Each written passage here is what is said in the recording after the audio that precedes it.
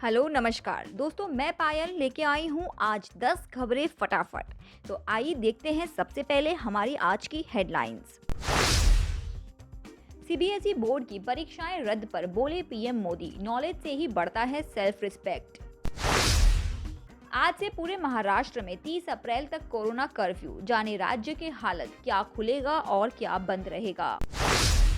बैतूल में महिला को दिया कोरोना वैक्सीन का डबल डोज, बाद में कह दिया सॉरी।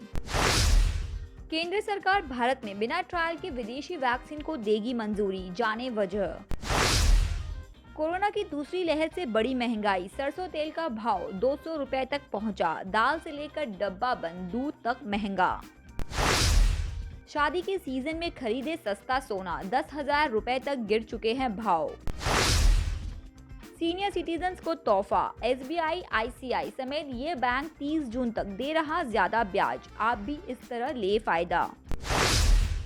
देश भर में कोरोना संक्रमितों का ग्राफ तेजी से बढ़ता जा रहा है। अब रोजाना संक्रमण के नए मामलों का आंकड़ा 2 लाख के करीब तक पहुंच गया है। स्वास्थ्य मंत्रालय की ताज़ा रिपोर्ट के अनुसार पिछले 24 घंटों में 1,84,372 कोरोना के नए केस आए और 1,027 लोगों की जान चली गई है। हालांकि 82,339 लोग कोरोना से ठीक भी हुए हैं। इससे पहले सोमवार को 1,61,736 नए केस आए थे। आज देश में कोरोना की स्थिति, कुल कोरोना केस 1,38,73,825, कुल डिस्चार्ज 1,23,36,000, कुल एक्टिव केसेस 13,65,704, कुल मौतें 1,72,085, कुल टीकाकरण 11,11,79,578।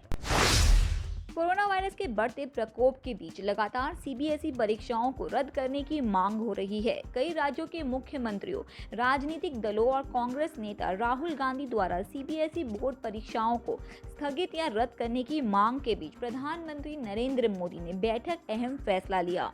बोर्ड परीक्षाओं को 1 महीने के लिए टाल दिया गया है। शिक्षा विभाग की ओर से दी गई जानकारी के परीक्षाएं अब जून महीने के पहले हफ्ते से शुरू होकर जून के अंतिम सप्ताह तक आयोजित होगी, जिसका शेड्यूल जल्द जारी किया जाएगा। 10वीं बोर्ड की परीक्षाएं 30 अप्रैल से, जबकि 12वीं की परीक्षाएं 1 मई से प्रस्तावित थी। महाराष्ट्र में बेकाबू हुई कोरोना वायरस की दूसरी लहर से हालत बेहद चिंताजनक हो गई है। राज्य के अस्पतालों में बेड और वेंटिलेटर्स कम पड़ गए हैं। आईसीयू में जगह खाली नहीं बची है। महाराष्ट्र में कोरोना वायरस के बढ़ते कहर देखते हुए उद्धव सरकार ने आज के मिनी लॉकडाउन लगा दिया है। महाराष्ट्र के मुख्यमंत्री उद्धव सरकार ने कोरोना पर काबू पाने के लिए रात 8 बजे से 15 दिनों तक राज्यव्यापी मिनी लॉकडाउन लगाने की घोषणा की है। महाराष्ट्र में आज से सिनेमाघर, थिएटर, ऑडिटोरियम, मनोरंजन पार्क, जिम, स्पोर्ट्स कॉम्प्लेक्स बंद रहेंगे। फिल्मों और सीरियल्स की शूटिंग पर रोक लगा दी गई है। पूजा के सभी स्थल, स्कूल, कॉलेज और निजी कोचिंग सेंटर्स, सैलून, स्पा और ब्यूटी पार्लर भी 1 मई सुबह 7 बजे तक बंद रहेंगे। कांग्रेस नेता राहुल गांधी ने केंद्र द्वारा विदेशी वैक्सीन को अनुमति देने के फैसले को लेकर एक बार फिर से तंज कसा है। दरअसल कांग्रेस के पूर्व अध्यक्ष राहुल गांधी ने पिछले दिनों प्रधानमंत्री नरेंद्र मोदी को पत्र लिखकर आग्रह किया था कि दूसरे देशों के टीकों को भी मंजूरी दी जाए। इसके बाद केंद्रीय मंत्री रविशंकर प्रसाद ने उन पर निशाना साधते हुए आरोप लगाया था कि कांग्रेस नेता विदेशी कंपनियों के लिए लॉबिंग कर रहे हैं। विदेशी वैक्सीन को अनुमति देने की खबर की कर्तन शेयर करते हुए वायनाड के सांसद ने ट्वीट किया, पहले वे आपको अनदेखा करेंगे, फिर वे आप पर हंसेंगे, फिर वे आपसे लड़ेंगे, फिर आप जीत जाएंगे। भारत सरकार ने एक बड़ा फैसला लिया और कई विदेशी वैक्सीन के इमरजेंसी इस्तेमाल को मंजूरी दे दी है। इससे एक दिन पहले रूस की कोरोना वैक्सीन स्पुतनिक वी को इमरजेंसी अप्रूवल दे दिया गया था।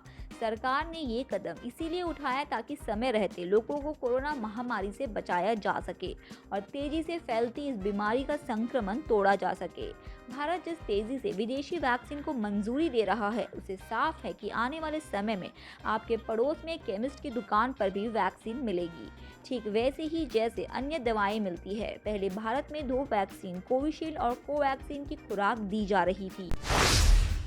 मध्य प्रदेश के बैतूल जिले में 70 साल की वृद्ध महिला को नर्स ने कोरोना वैक्सीन का डबल डोज एक ही बार में लगा दिया। इतना ही नहीं, वृद्धा को वैक्सीन लगाने के बाद आधे घंटे तक डॉक्टर के ऑब्जर्वेशन में भी नहीं रखा गया। महिला फिलहाल स्वस्थ है, लेकिन डॉक्टरों के उस पर लगातार नजर रखने को कहा है। लापरवाही का ये मामला बैतूल के ITI वैक्सीन सेंटर पर सामने आया है। वृद्धा के बेटे रघुनाथ डोंगरे ने बताया कि वे अपनी मां सयाबाई डोंगरे को वैक्सीन लगवाने ITI सेंटर पर लेकर गए थे, जहां नर्स ने उन्हें एक ही बार में वैक्सीन के 2 इंजेक्शन लगा दिए। बाद में जब रघुनाथ ने नर्स से इस बारे में पूछा तो उन्होंने सॉरी कहकर पल्ला झाड़ लिया।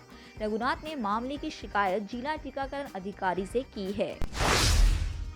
सरकारी तेल कंपनियों ने पेट्रोल डीजल के दाम में आज भी कोई फेरबदल नहीं किया है। आज लगातार 15वें दिन पेट्रोल डीजल के भाव स्थिर बने हुए हैं। देश की राजधानी दिल्ली में आज भी पेट्रोल के दाम 90.56 रुपए प्रति लीटर और डीजल के दाम 80.87 रुपए प्रति लीटर है। वहीं मुंबई में भी पेट्रोल डीजल के दाम स्थिर है। पेट्रोल है 96.98 रुपए प्रति लीटर और डीजल है 87.96 रुपए प्रति लीटर।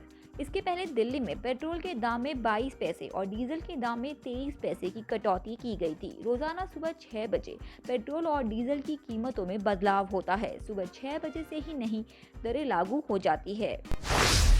कोरोना महामारी के दौरान SBI, HDFC bank, ICICI bank और bank of Baroda senior citizen को बड़ा तोहफा दे रही है। बैंकों ने वरिष्ठ नागरिकों के लिए शुरू ही स्पेशल फिक्स डिपॉजिट स्कीम की डेडलाइन को एक बार फिर बढ़ा दिया है, यानी अब आप जून तक ज्यादा ब्याज दरों का फायदा ले सकते हैं। वरिष्ठ नागरिकों के लिए 5 वर्ष और अधिक के कार्यकाल के लिए विशेष FD योजनाएं शुरू की है। देश में सबसे बड़े बैंक SBI ने इसे बढ़ाकर 30 जून 2021 कर दिया है। SBI में मौजूदा समय में आम नागरिकों को 5 साल की अवधि तक 5.4% ब्याज का लाभ मिलता है। ये स्कीम 5 साल या इससे अधिक की अवधि के लिए होती है। कोरोना वायरस की दूसरी लहर ने आम जनजीवन को एक बार फिर प्रभावित कर दिया है। तेल, दाल, दूध से लेकर अन्य सामानों की कीमतों में इजाफा देखा गया है। सप्ताह भर पहले 140 रुपए प्रति लीटर मिलने वाला सरसों का तेल अब 200 रुपए के पास पहुंच गया है।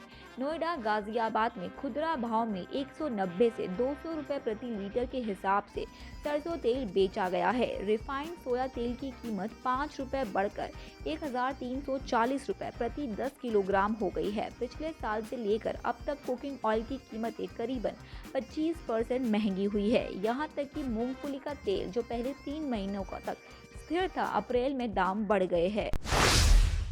शादियों के सीजन में अगर आप सोने की खरीदारी करने जा रहे हैं तो उससे पहले आज की रेट जरूर चेक कर ले।